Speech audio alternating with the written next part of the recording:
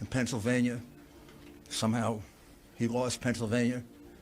We have statisticians willing to testify that that's almost statistically impossible to have happened in the period of time that it happened.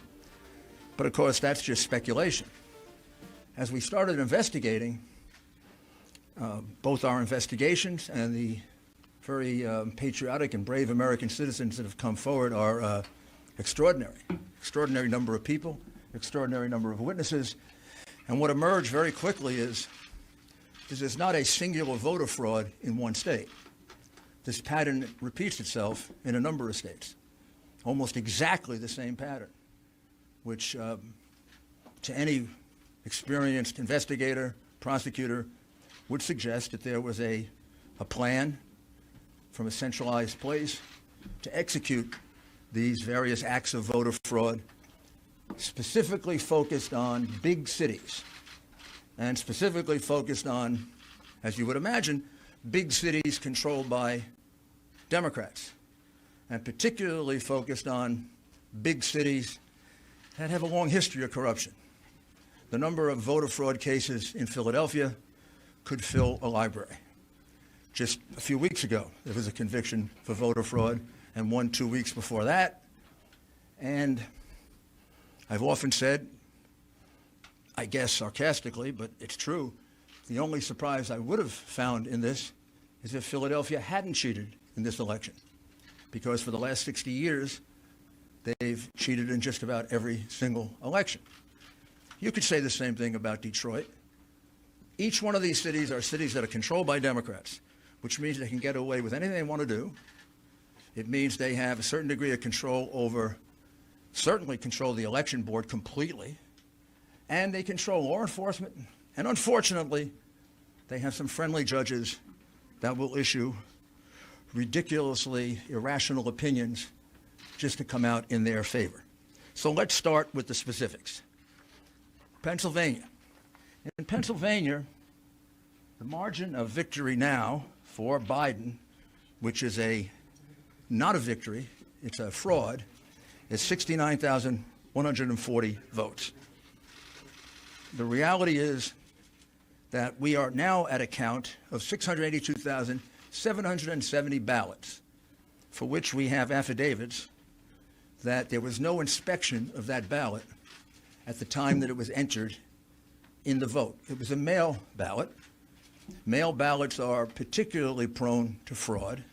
We were warned about that by Jimmy Carter, President Jimmy Carter, and Secretary Baker in a report about a dozen years ago, in which they said that mail balloting is particularly susceptible of fraud, that we should very carefully consider ever doing it, and that it can be taken advantage of.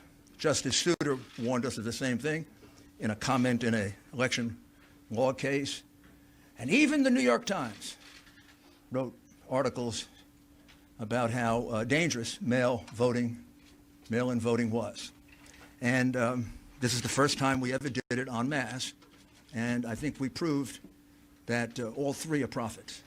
It's not only susceptible to fraud, it is easily susceptible to fraud, particularly if you have a plan or scheme which sounds eerily similar to what Joe Biden told us a few days before the election, that he had the best voter fraud team in the world.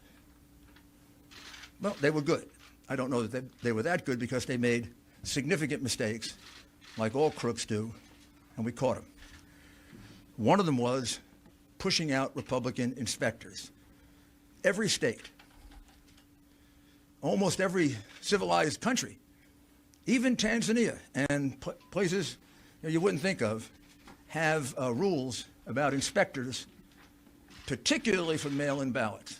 And why particularly for mail-in ballots? Because they can more easily be defrauded, and you can't check on it. People who have never done a mail-in ballot, I'm going to show you why it's so easy. Well, you fill out an envelope like this. You put your, usually in New York, it would be your assembly district and the precinct in which you're voting.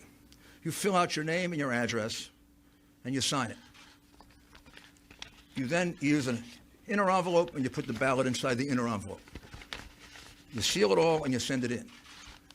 when it's being counted, almost invariably in the United States, up until the mass cheating that went on in this election, a Republican and a Democrat inspector, as well as others, if there are other parties, is allowed to watch the unsealing of this ballot.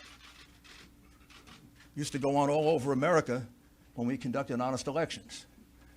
Because the only time you can ever find out if it's a fraudulent ballot is when it is looked at.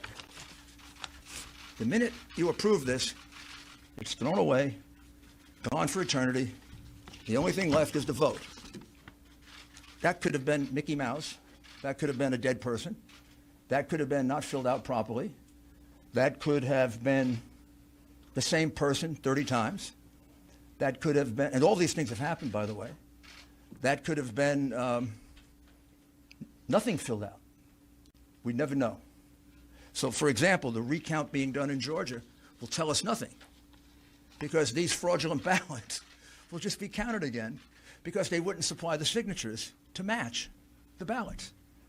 So it means nothing to have counted these ballots because, for example, in Pennsylvania, where we have probably our most precise evidence, 682,770 of these ballots were cast, put in, and they weren't inspected, which renders them ballots that are null and void, cannot be counted, have to be removed from the vote. Why? For several reasons, not the least of which is that was basically only one of two places in the state where it was done.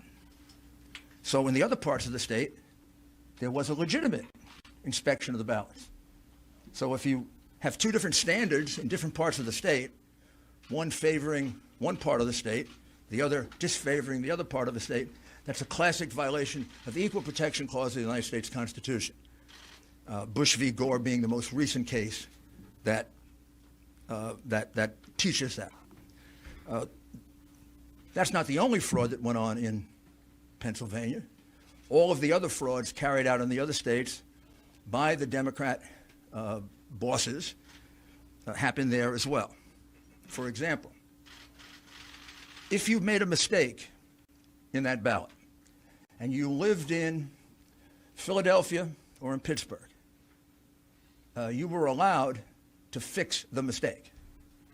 But if you lived in what would be considered more Republican or Trump parts of the state, you were given no such right.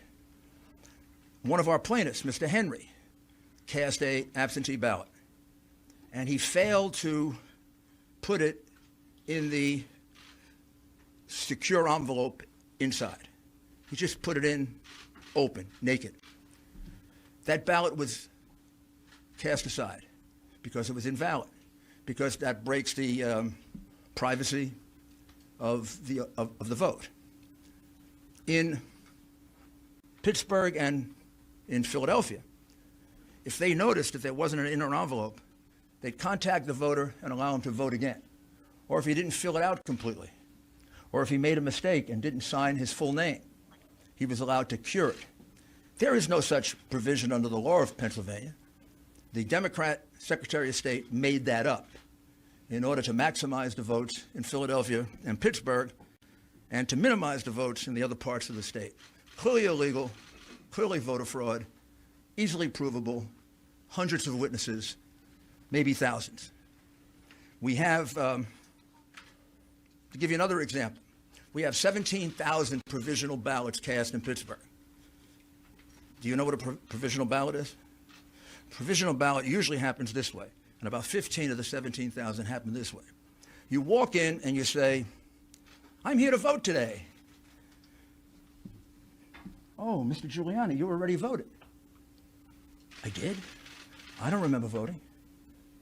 "Oh, yes, you cast an absentee ballot." "No, I didn't." "Yes, you did." "No, I didn't." "Yes, you did." So why does that happen 17,000 times in Pittsburgh? People walked in thinking actually 15,000 to be precise. Why did it happen 15,000 times that people in Pittsburgh walked in to vote and they had already voted according to the Democrat election machine, did they forget that many people with bad memories in Pittsburgh? Or is the following correct? That as witnesses will testify, they were instructed by the Democrat bosses when they had a ballot in which there was no one registered, just assign it to somebody. Just assign it to Rudy Giuliani. So when Rudy Giuliani, and maybe Rudy Giuliani won't show up to vote. And if he does show up to vote, we'll give him a provisional ballot. That is what we call circumstantial evidence of the fraud. The direct evidence of the fraud are the people who will testify that, in fact, that's what happened to them, as well as the 50 to 60 witnesses we have for the way they were treated and not allowed to inspect